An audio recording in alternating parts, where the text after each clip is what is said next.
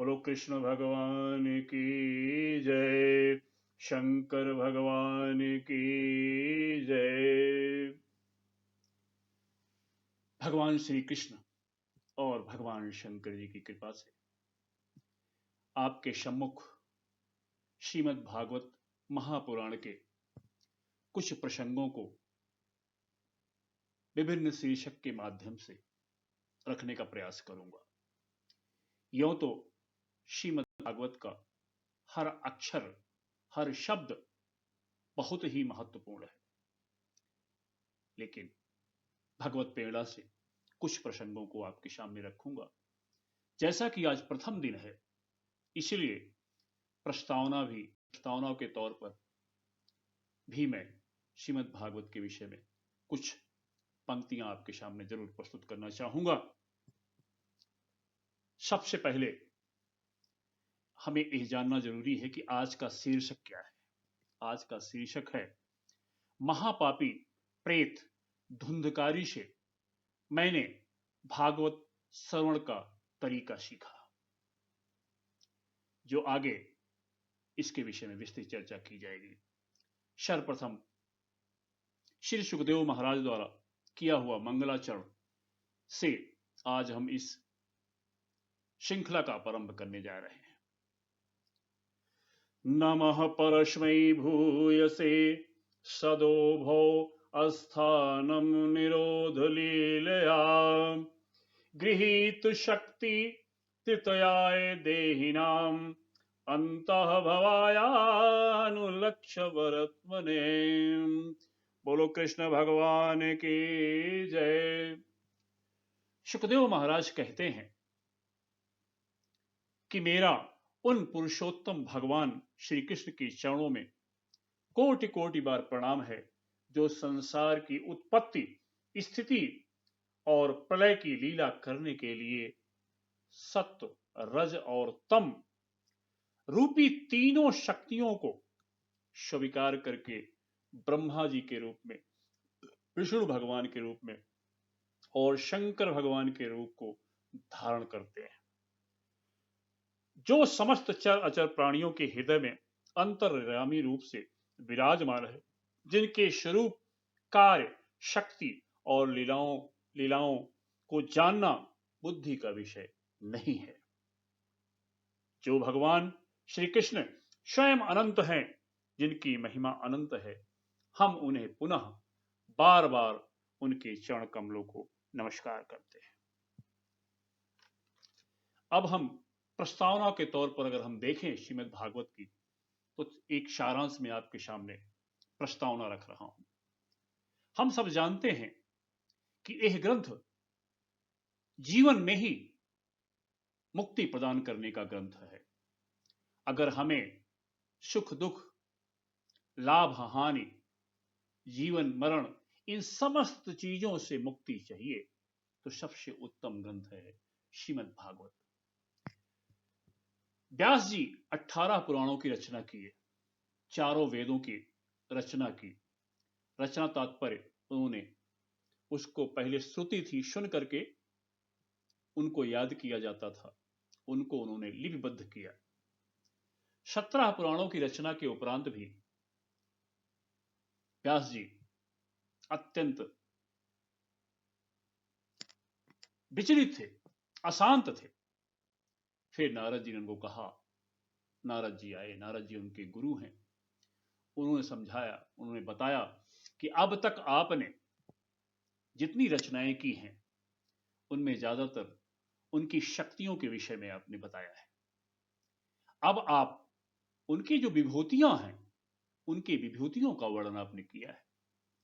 अब आप स्वयं भगवान श्री कृष्ण की लीलाओं का आप वर्णन कीजिए, तभी आप शांति प्राप्त करेंगे, क्योंकि वही मूल है। अब तक आपने उनकी विभूतियों का वर्णन किया, चाहे वो शिव पुराण हो, विष्णु पुराण हो, अन्य पुराण, ये सब उनकी विभूतियां हैं, उनके अंश हैं, स्व अंश हैं। श्रीमद् भागवत के को सर्वप्रथम भगवान श्री कृष्ण ने चतुश्लोकी भागवत के रूप में ब्रह्मा जी को सुनाया था। ब्रह्मा जी ने नारद जी को, फिर नारद जी ने भगवान वेद व्यास को सुनाया था। वही भागवत व्यास जी ने अपने पुत्र सुखदेव जी को सुनाया था। जैसा कि हम सभी जानते हैं, जो कथा हमारे सामने प्रस्तुत हुई है, वह श्री सुखदेव जी के शिष्य सूत जी ने नैमी शरण में शौनकाद ऋषियों के निवेदन पर 1000 दिनों में सुनाया था। शौनक ऋषियों ने निवेदन किया कि इस कलयुग में भगवान श्री कृष्ण को प्राप्त करने का, समझने का, अनुभव करने का सबसे उत्तम कथा आप सुनाएं। सूत जी से उन्होंने प्रार्थना की और उसी कथा को यहां पे इसी श्रीमद् भागवत को एक बार हरिद्वार क्षेत्र में देवर्षि नारद के निवेदन पर शनकादि महात्माओं ने माता भक्ति और उनके पुत्रों ज्ञान और वैराग्य के कल्याण हेतु यह सुनाया था। और जब इस कथा के महात्म के बाद देवर्षि नारद ने शनकाद ऋषियों से प्रश्न किया कि हे महात्मा, मुझे यह बताएं कि क्या इस ग्रंथ को, इस कथा को सुनने से क्या महापात्माओं का भी उद्धार हो सकता है? तब शनकाद ऋषि बहुत प्रसन्न हुए और उन्होंने कहा कि अब आपको मैं यह सुनाता हूं गोकर्ण उपाख्यान के रूप में, जो कि महापापात्मा धुंधकारी को किस प्रकार से इस कथा को सुनने के बाद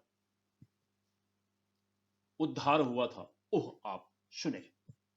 शौनकाद ऋषियों ने कहा कि हे नारद जी, ए मानवाः पाप कृतस्तु सर्वदा सदा दुराचार रता विमार्गाः क्रोधाग्निदग्धाः कुटिलाश्च कामिनः सप्ताह यज्ञेन कलौ पुनन्ति ते।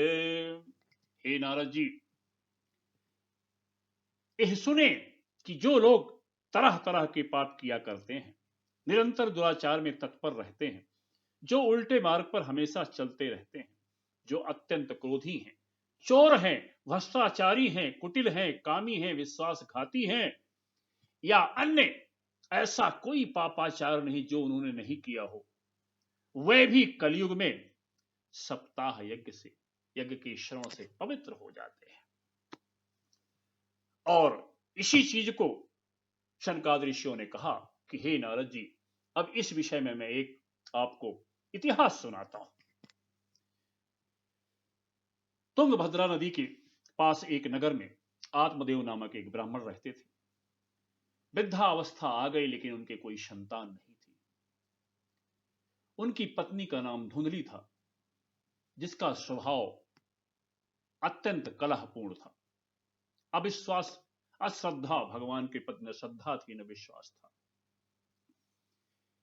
अत्यंत दुखी होकर के एक दिन आत्मदेव वन की ओर चल दिए कि वहां जाकर के मैं आत्महत्या कर लूंगा, निसंतान जीवन व्यर्थ है। इस प्रकार लेकिन संयोगवश भगवत कृपा से वहां एक सन्यासी के दर्शन हुए। सन्यासी से उन्होंने बहुत आग्रह किया, बहुत हठ किया, यहां तक कहा कि अगर आप इसका समाधान नहीं करते तो मैं आत्महत्या कर लूंगा। उनके हठ को देखते हुए सन्यासी ने उनको एक आम का फल दिया और कहा कि यह ले जाकर के अपनी पत्नी को दे देना। वह नियम पूर्वक रहेंगी, इसको पान कर लेंगी, इसको खा लेंगी और नियम पूर्वक रहेंगी, और आपको 9 महीने बाद एक धर्मात्मा पुत्र प्राप्त होगा। बड़े प्रसन्न होकर के आत्मदेव जी घर आए और अपनी पत्नी को यह समाचार सुनाया और कहा कि यह फल ले जाओ और खा लो। लेकिन पत्नी अश्रद्धावान थी, उसने उस फल को नहीं खाया और पंडित जी से कहा कि मैंने खा लिया, और उस फल को चुपचाप गाय को खिला दिया। इसी बीच उसकी बहन आई, धुंधली की बहन घर पे आई, उनसे यह सारा वृत्तांत सुनाया तो धुंधली ने कहा कि बहन चिंता मत करो, मुझे भी गर्भ है और जो भी बालक पैदा होगा मैं लाके आपको दे दूंगी, आप उसे चुपचाप तब तक आप एक गर्भवती स्त्री के रूप में व्यवहार कीजिए। उस बालक को ला करके 9 महीने बाद उसकी बहन ने चुपचाप रात्रि के अंदर आकर के अपने बच्चे को धुंधली को दे दिया और उसको उसके एवज में उसने कुछ धन प्राप्त किया। चारों तरफ उत्साह हुआ, आत्मदेव जी बड़े प्रसन्न हुए और चारों तरफ उत्साह मनाया गया और उस पुत्र का नाम धुंधकारी रखा गया। भगवत कृपा से 3 महीने बाद उनकी गाय के गर्भ से एक बालक का जन्म हुआ, जिसके सारे अंग मानव रूप में थे, लेकिन कान गाय जैसा था। उसका नाम गोकर्ण रखा गया। दोनों ही बालक उनके घर में हो गए। बड़ी प्रसन्नता थी, लेकिन जैसे जैसे बड़े हुए, ओह धुंधकारी बहुत ही धूर्त था। ओह शुरू से ही पापात्मा था। ओह जब बड़ा हुआ तो कभी किसी घर में आग लगा देता। निर्दोष पशुओं की हत्या, शिकार करना उसका एक शौक था।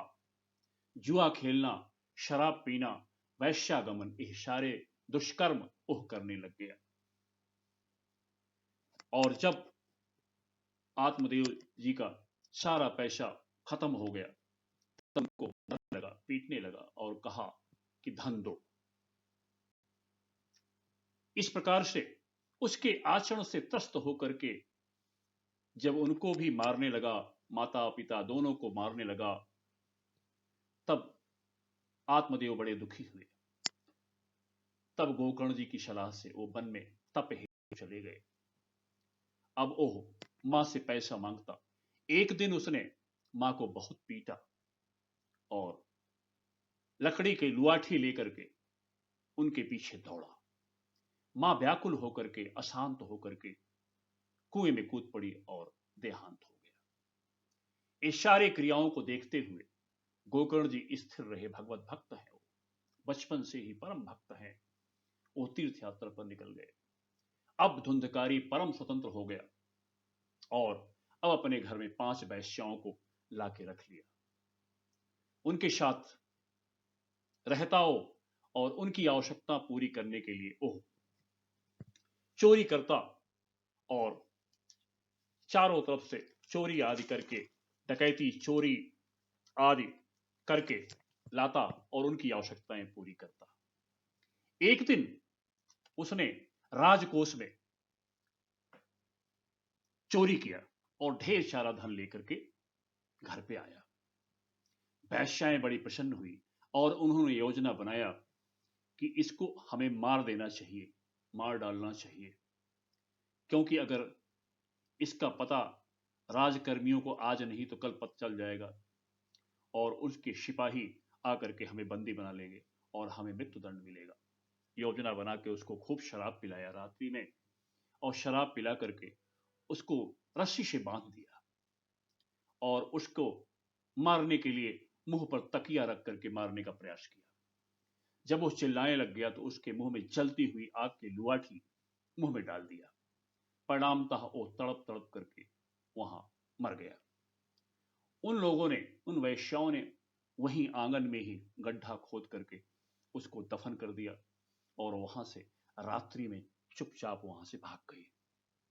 अब वो बहुत बड़ा प्रेतात्मा हुआ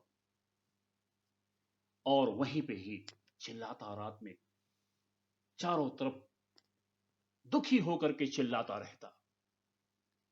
जब इस बात का पता चला तीर्थ यात्रा पर गए हुए बहुत दिनों बाद जब गोकर्ण जी को पता चला, तो गोकर्ण जी ने यह विचार किया कि पिताजी भी अब नहीं रहे और धुंधकार भी मर गया है। इसलिए उन्होंने दोनों के लिए और अपनी माता, तीनों के लिए उन्होंने गया में विधिवत श्राद्ध किया।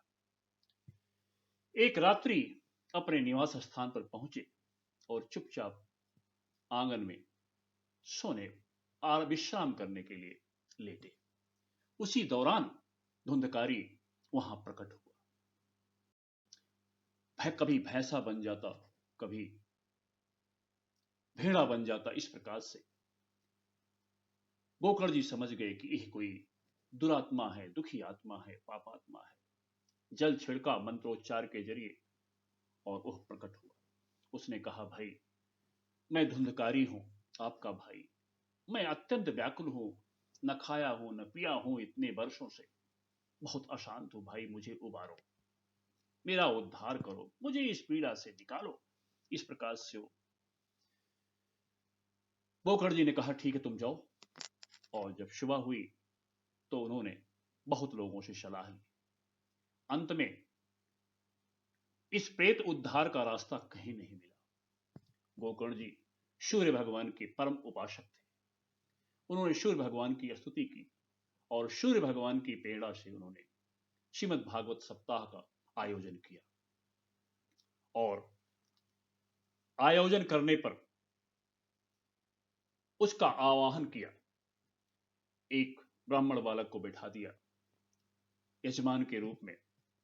और जब वह चुपचाप आकर के एक बांस के छेद में बैठ जाता और कथा को विधिवत सुनता, सुनने के बाद उस पे मनन करता और भगवान कृष्ण के नाम का जाप करता, जो कथा में सुनने को मिलता उस पे पूर्ण व्यवहार करता, क्योंकि वह अत्यंत व्याकुल विरह में था।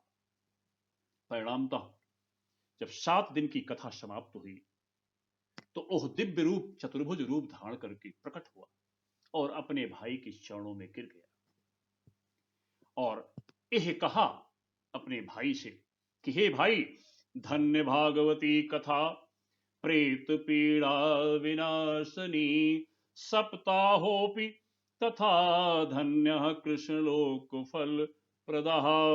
यह प्रेत, हे भाई, यह श्रीमद् भागवत प्रेत पीड़ा को नाश करने वाली कथा धन्य है और यह भगवान श्री कृष्ण के धाम को प्रदान करने वाली है और इसका सप्ताह पारायण भी धन्य है। इस प्रकार से उसने अपने धन्यवाद प्रस्तुत किया और अत्यंत प्रसन्न होकर